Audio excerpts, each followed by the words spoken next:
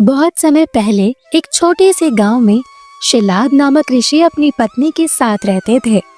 दोनों ही अत्यंत धार्मिक और भगवान शिव के सच्चे भक्त थे।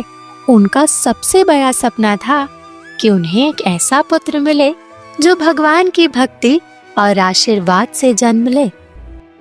हे महादेव, हमने जीवन का हर क्षण आपकी आराधना में लगा दिया। यदि हमारी साधना सच्ची है तो कृपया हमें एक ऐसा पुत्र दीजिए जो न केवल हमारा वारिस बने बल्कि आपकी भक्ति में हमेशा डूबा रहे। हे प्रभु, हे त्रिकालदर्शी, हम दोनों की बस यही इच्छा है। हमारे आंगन में जन्म लेने वाला पुत्र आपकी भक्ति की जोत जलाए, तीनों लोक में वो आपका सबसे बड़ा भक्त हो। हे प्रभु, हमारी प्रार्थना को स्वीकार कीजिए। प्रार्थना पूरी होने के बाद अचानक आकाश में गड़गड़ाहट होती है, बिजली चमकती है और भगवान शिव वहां प्रकट होते हैं। हे मुनिवर, तुम्हारी कठोर तपस्या और अडिग भक्ति ने मुझे अत्यंत प्रसन्न किया है। आज मैं तुम्हें एक दिव्य पुत्र का वरदान देता हूँ। यह बालक केवल तुम्हारा संतान नहीं होगा बल्कि भविष्य में मेरा परम भक्त, मेरा सखा और धर्म की ज्योति बनकर संसार को आलोकित करेगा। हे प्रभु, आपकी कृपा ने हमारे जीवन को धन्य कर दिया। आपके उस आशीर्वाद को हम युगों युगों तक याद रखेंगे। अपना आशीर्वाद हम पर सदैव बनाए रखिएगा। मुनिवर शिलाद, मेरा आशीर्वाद तुम्हारे परिवार पर सदैव बना रहेगा।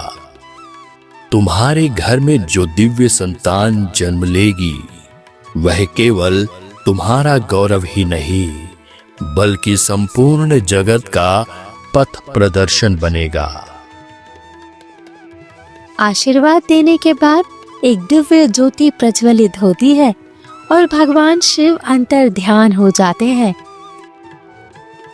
समय बीता और ऋषि शिलाद के घर नंदी का जन्म हुआ। उस दिन पूरा आश्रम दिव्य आलोक से भर गया, मानो स्वर्ग की ऊर्जा पृथ्वी पर उतर आई हो। बालक नंदी साधारण शिशु नहीं थे, उनके भीतर जन्म से ही अलौकिक तेज विद्यमान था। उनकी आंखों में भक्ति की चमक थी और उनका हर श्वास मानो शिव नाम का उच्चारण करता था। माँ, मुझे सबसे प्रिय लगता है जब आप मुझे ओम नमः शिवाय सिखाती हैं। जैसे ही मैं यह मंत्र बोलता हूँ, मेरे भीतर एक अद्भुत शक्ति और अपार शक्ति का अनुभव होने लगता है। मन स्वयं भोलेनाथ मेरे हृदय में विराजते हो।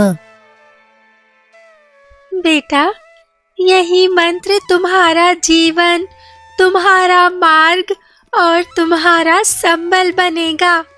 कठिनाइयाँ चाहे कितनी भी बड़ी क्यों ना हो, जब जब तुम इसे जपोगे तुम्हें शिव की अपार शक्ति और करुणा का अनुभव होगा।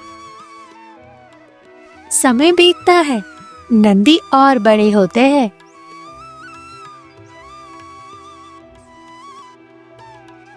उनकी दिनचर्या केवल भक्ति और तपस्या में बीतती है। यौवन में पहुंचते ही नंदी ने अपने जीवन को संपूर्ण रूप से भोलेनाथ की भक्ति को समर्पित कर दिया। उनका हर क्षण ओम नमः शिवाय के जप और गहन साधना में व्यतीत होता था। उनका तेज ऐसा था कि देवगण भी आश्चर्यचकित हो उठते थे।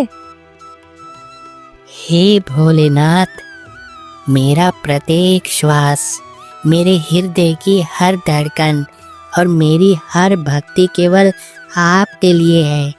मेरा जीवन तब तक सार्थक है जब तक वह आपकी भक्ति और सेवा में पूर्णतः समर्पित रहे। देवताओं से नंदी को जीवन छोटा होने का पता चलता है। एक दिन जब नंदी तपस्या कर रहे थे, तभी वहां एक देवता प्रकट होते हैं और कहते हैं, नंदी, तुम्हारा जीवन बहुत छोटा है। नियति का लेखा यही कहता है कि तुम्हें शीघ्र ही इस संसार को छोड़ना होगा। देवगण, मृत्यु का भय उसी को सताता है जिसने जीवन व्यर्थ गंवाया हो। मेरे जीवन का हर एक सांस तो मेरे आराध्य शिव से जुड़ा है। यदि मेरा जीवन छोटा है तो क्या हुआ? कठोर तपस्या से अपने जीवन को मैं और सार्थक बनाऊंगा। देवताओं की वाणी सुनकर नंदी भयभीत होने के बजाय और भी अधिक तपस्या में डूब गए। उनकी आंखें बंद थी, शरीर तप की अग्नि में तप रहा था और चारों ओर केवल ओम नमः शिवाय की ध्वनि गूंज रही थी। ओम नमः शिवाय। ओम नमः शिवाय। ओम नमः शिवाय। ओम नमः शिवाय। ओम नमः शिवाय। हे भोलेनाथ, यदि मेरी भक्ति सच्ची है तो मुझे अपनी शरण में ले लीजिए।